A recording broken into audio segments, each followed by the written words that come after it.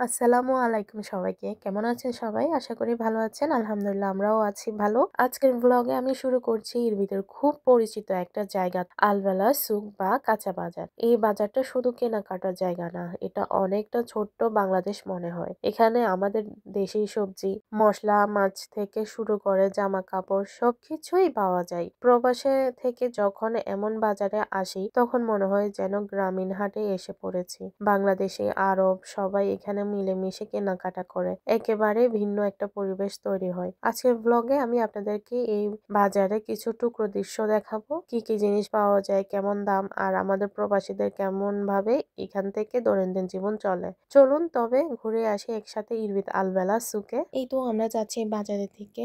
তো একটু আগে দেখতে পেয়েছেন আমি মোবাইলে ট্যাক্সি অ্যাপ ডেকে নিয়েছি। এখন বাজে আসলেই 9:40। আমরা চলে যাচ্ছি বাজারের দিকে। সে বাচ্চাদেরকেও নিয়ে যাচ্ছি সঙ্গে, কারণ তো বাসায় কেউ নাই, রেখে যাব। আর ওরাও গেলে একটু এনজয় করে আমাদের সঙ্গে। তো আর এদিকে যে আশেপাশে দোকানগুলো দেখাচ্ছে আপনাদের, এগুলো কিন্তু সব হচ্ছে কাপড়ের দোকান।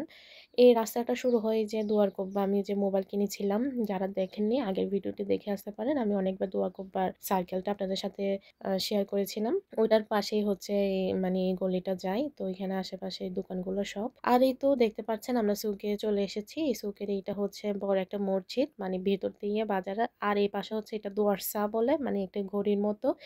এইখানে আলবেলা দুয়ারসাই বললে এই বাজারের এই জায়গায় এনে দাঁড় করাবে দুয়ারসা। এদিক থেকে এইদিকে দুয়ারসার এখানে দাঁড়াইলে, এদিক থেকে হাতের বাম পাশে আসলে হচ্ছে বাজারে এই গলিটা আপনাদের দেখিয়ে দিয়েছি। এটাই হচ্ছে গলিটা। তো এখন আমরা ওই পার দিয়ে চলে যাই।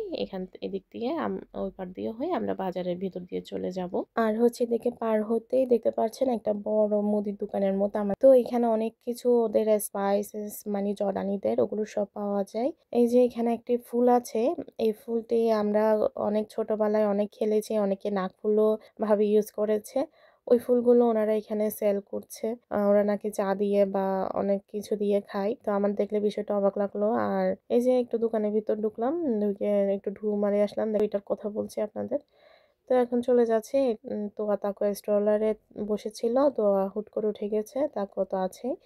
তো ওই দিক দিয়ে চলে যাচ্ছি। এই দিক দিয়ে সোজা গেলে এই যে দেখেন আরেকটি হচ্ছে আহ, মশলার দোকান। ওটার সঙ্গেই হচ্ছে আমাদের বাঙালি সবচেয়ে ফেমাস, মানে বিফের দোকান, যেখানে আমরা সবসময় বলি বাঙালি দোকান, বাঙালি গরুর মাংসের দোকান, যেখানে আমরা মানে বিফ পাই। আসলে ওনারা তো বাঙালি না, ওনারা জর্ডানি। বাট এইখানের বিফগুলো তেমন একটা বেশি ভালো লাগে না। আশেপাশে যারা বিক্রি করে অনেক সফট, রান্না করা 20-25 মিনিটের মধ্যে গলে যায়। বাট ওনার বিফটা ভালো লাগে, কারণ হচ্ছে একটু শক্ত হয় আর মনে হয় একটু বয়স করে গরুটা জব করে। আর যেগুলো আছে কেন জানি ভালো লাগে না একদমই খেতে। ওনা থেকে বাঙালিরা সবাই নিয়ে যায়। যেমন আল হাসান থেকে অনেক মেয়েরা আসা যাওয়া করে, তারা প্রায় 10 থেকে 15 কিলো, 20 কিলো এরকমও নিয়ে যায় প্রায় সময়। আর এখানে গরুর মাংসের প্রাইসটাও বাংলাদেশের মতোই পড়ে, বা এর চেয়ে একটু কম পড়ে। আবার কিছু কিছু দোকান আছে প্রাইসটা অনেক বেশি পড়ে। আর দেখতে পেয়েছেন মাংসের দোকানের থেকে যে সোজা রাস্তা দেখিয়েছি, ওইটাই হচ্ছে বাজারের মেন। তো আমরা আবার ওই দিক দিয়ে দাঁড়াই, যে বাম পাশে আরেকটি রাস্তা ছিল, ওই দিক দিয়ে চলে এসেছি। ওইদিকে হচ্ছে একদম সব মুরগির দোকান, মানে ফার্মের মুরগি। তো আমরা এখানে এসে মুরগি নিয়ে নিচ্ছি। ফার্মের মুরগিটা দেখতে পাচ্ছেন একদম আমাদের দেশীয় স্টাইলে, দেশির মতো খাঁচার মধ্যে রেখেছে।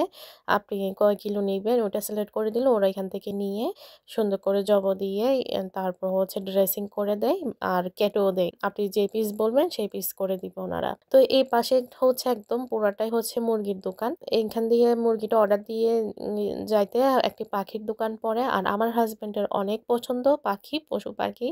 সে দাঁড়িয়ে গিয়েছে, সে ওইখানে দেখতে গিয়েছে কি কি আছে নেওয়ার জন্য। পরে আমি নিষেধ করলাম এখন নিয়েন না, পরে এসে নিয়েন, আজকে যেহেতু অনেক বাজার। তো ওই পাশ দিয়ে ঘুরে এদিক দিয়ে চলে আসলাম সবজির বাজারে। তো এখানে সবজি দেখছি কি কি সবজি নেওয়া যায়।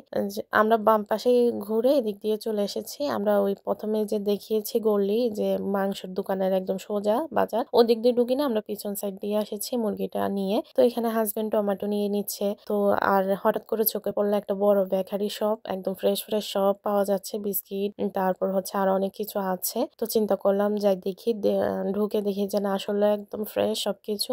তো কিছু কুকিজ নিয়ে নিচ্ছি। আসলে জর্দানি কুকিজ তো আমাদের দেশে কুকিজের মতো না, তবুও নিচ্ছি। একটু চা দিয়ে খেতে ভালোই লাগে, খারাপ না। তো এই তো নিয়ে নিচ্ছি বিস্কিটগুলা। এটা হচ্ছে অনেক বড় টোস্ট দেখতে পাচ্ছেন। এই তো পুরো বেকারি শপটা অনেক বিশাল বড়। এখানে খবুজ হইতে মিষ্টি সবকিছু দেখলাম আছে। এই তো এখানে হচ্ছে কিলো হিসেবে বিক্রি করে। ভদ্রলোকটি ওয়েট দিয়ে দিচ্ছে কত কিলোতে কত প্রাইস এসেছে। তো এর ফাঁক দিয়ে একটু দেখলাম এগুলো হচ্ছে জর্ডানি আপনার বিস্কিট আরেক রকমের। তো এই তো এখন বের হয়ে গিয়েছি, ওইখান থেকে বের হয়ে মরিচ নিয়ে নিচ্ছি। বাসায় মরিচ আনা হচ্ছে না, আল হাসান থেকে অনেকদিন হাজব্যান্ড একদমই সময় পাচ্ছে না। আর আমার এই মরিচটা একদমই ভালো লাগে না, তবুও টেস্ট করে দেখলাম অনেক স্পাইসি। তো তাই নিয়ে নিলাম। আর এখানে দেখতে পাচ্ছেন গ্রেপস, এখানে গ্রেপস অরেঞ্জ এগুলো এত পরিমাণে বেশি, বলার ভাষা নাই। আর প্রাইসটাও কম বাংলাদেশে অনুযায়ী। বাংলাদেশে আই থিঙ্ক 400 টাকা কিলো, আর এখানে আপনার 100 টাকা কিলো।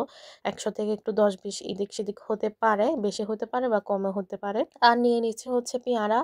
এত পরিমাণে পেয়ারা উঠেছে ওই দিন, সব ফল থেকে বেশি দেখা যাচ্ছে পেয়ারা, তাই পেয়ারাও নিয়ে নিয়েছি বেশি করে। তারপর হচ্ছে গ্রেপস নিয়ে নিয়েছি। দেখেন এখানে কত পরিমাণে, যেদিকে যাবেন গ্রেপস, মানে সিজন থাকে। এখন গ্রেপসের সিজন চলতেছে, মানে আঙ্গুরের সিজন চলতেছে এখন। আর এই যে শীত আসতেছে না কিছুদিন পর থেকে, আর 15-20 দিন পর থেকে, এত পরিমাণের আনার, তারপর হচ্ছে অরেঞ্জ, মালটা এগুলো পাওয়া যাবে। আর সঙ্গে হচ্ছে জাম্বুরাও প্রচুর পরিমাণে পাওয়া যাবে এগুলা। আর প্রাইসটাও কম। এরপর হচ্ছে জর্ডান একটি বরবটি ছিল, ওটা নিয়ে নিয়েছি। আর এই পাশে এসে লেমন নিয়ে নিচ্ছি। আর এদিকে দেখতে পাচ্ছেন মুরগি। হ্যাঁ, ওদিক দিয়ে আমরা ফ্রেশ মুরগি নিয়ে নিয়েছি। তো ওইদিকে এসেছি একটু হোল চিকেন নিব। তো এখান থেকে 3টা নাকি 4টা পরিমাণ হোল চিকেন নিয়েছি। আর হচ্ছে মাছ, এই যে ফ্রোজেন মাছ, আপনাদের বলেছি সুগে কিন্তু অনেক ফ্রোজেন মাছ পাওয়া যায়, আবার ফ্রেশ মাছও পাওয়া যায়। তো এখান থেকে আমরা এই মাছটা এখন নিব না, বাসায় এনাফ পরিমাণ মাছ আছে। তবুও নিচ্ছে হচ্ছে তেলাপিয়া। এখানে এই যে তেলাপিয়া মাছ পাওয়া যায়, এই তো তেলাপিয়া মাছটা নিয়ে নিব। আর এখান থেকে তো নিয়েছি, কিন্তু সামনে গিয়ে আমি আবার ফ্রেশ মাছ নিব তেলাপিয়ার, সেটা আপনাদের সাথে ইনশাল্লাহ শেয়ার করতেছি। এই তো দেখতে পাচ্ছেন অনেক পরিমাণের মাছ। আর সাথে ভিতরে আছে আপনার কিমা করে, ওই কিমার মেশিনটা আপনাদের দেখিয়ে দিচ্ছি। এই যে সোজা গেলে এই যে দেখতে পাচ্ছেন, এখানে আবার মাছ নিলে বা মাংস নিলে ওনারা ওগুলো কেটে দেয়, মানে ফ্রোজেন আইটেম। এই যে দেখতে পাচ্ছেন কি সুন্দর করে কাটছে। আর এই দুটো হচ্ছে কিমার মেশিন। তো ওনারা ওনারা আবার আমাদেরকে চিনে, তাই একটু কথা বলছে। তো এদিকে এই স্ট্রবেরি দেখলাম, এটা কি জানি বলে, আমার এই মুহূর্তে মনে পড়ছে না। ফ্রোজেন করা আর কি। আর এখন তো স্ট্রবেরি শেষ, পাওয়া যাবে না, কারণ শীত চলে এসেছে। এখন ওই যে বললাম অরেঞ্জ মালটা এগুলো উঠবে। তো এই যে দেখতে পাচ্ছেন চিকেনগুলো খুবই লেগ পিস, তারপর হচ্ছে বুকের মাংস সবগুলো এখানে আছে। আর এই দিক দিয়ে হাজব্যান্ডকে বললাম রসুন নিয়ে নিতে, ওটা নিয়ে নিচ্ছে, আমি তারাই ওয়েট করছি। দেখেন পাটের শাক, প্রচুর পরিমাণে পাটের শাক। এই তো এখন চলে আসলাম হচ্ছে ফ্রেশ তেলাপিয়া মাছ পাওয়া যায় ওই মাছটি নিতে। এই মাছটি নিয়ে নিয়েছি। মাশাল্লাহ, নাকি 5 দিনার, মানে 5 জেডি কিলো। 1 কিলো 5 জেডি হলে বাংলাদেশের প্রায় 700 থেকে 800 টাকা আসে 1 কিলোর দাম, কারণ এটা ফ্রেশ। আর ফ্রোজেন হলে আপনার 300 থেকে 400 টাকা আই থিঙ্ক, আমি কাউন্ট করি নাই। তো এই তো দেখতে পাচ্ছেন একদম জীবিত মাছটা নিয়ে একটা নিয়ে নিয়েছি, প্রায় আমার 1 কিলোর কাছাকাছি হয়েছে। আর এদিকেও ছোট সাইজের ছিল, আমি ছোট সাইজের নিই নাই, বড় সাইজেরই একটা নিয়েছি। ট্রাই করে দেখি। না, আসলে ট্রাই করারও কিছু না, জানা আছে জীবিত ফ্রেশ মাছ একটু খেতে টেস্ট হয় ফ্রোজেনের চেয়ে। আর হাজব্যান্ডকে জাস্ট একবার বলেছি এই মাছটা খাবো, সে সঙ্গে সঙ্গে নিয়ে দিয়েছে। আবদার করলে আবার সবকিছু নিয়ে দেয় আমার হাজব্যান্ডটা, খুব ভালো এদিক দিয়ে। আর এই তো আমরা এখন বের হয়ে যাব। অনেক কিছু নিয়েছি, এর মধ্যে ফাঁকে ফাঁকে আর ভিডিও অন করা হয়নি, যেহেতু বলেছিলাম আগে জর্ডানের সবকিছু সবসময় ভিডিও করা যায় না। আর এই যে প্রথম যে রাস্তা দেখিয়েছিলাম মাংসর পাশ দিয়ে, ওই গলি দিয়ে আমরা বের হচ্ছি, এখন গাড়িতে উঠে যাব। আর হ্যাঁ, আপনাদের সাথে আরেকটি জিনিস শেয়ার করা হয়নি, সেটি হচ্ছে দেশি মুরগি। ইনশাল্লাহ আরেকদিন শেয়ার করব। আজ থেকে প্রায় 5-6 বছর আগে দেশি মুরগি, হাঁস তো পাওয়া যাইতো না, এখন মাশাআল্লাহ ইদানিং অনেক বেশি পাওয়া যায়। সেই জিনিসটা আপনাদের সাথে পরে ভিডিও আবার শেয়ার করবো ইনশাল্লাহ। আর আজকের ভিডিওতে কেমন হয়েছে অবশ্যই কমেন্ট করে জানাবেন। আর প্লিজ একটি সাবস্ক্রাইব করে দেবেন যদি ভালো লেগে থাকে। পরের ভিডিওতে আবার দেখা হবে। আল্লাহ হাফেজ, আসসালামু আলাইকুম।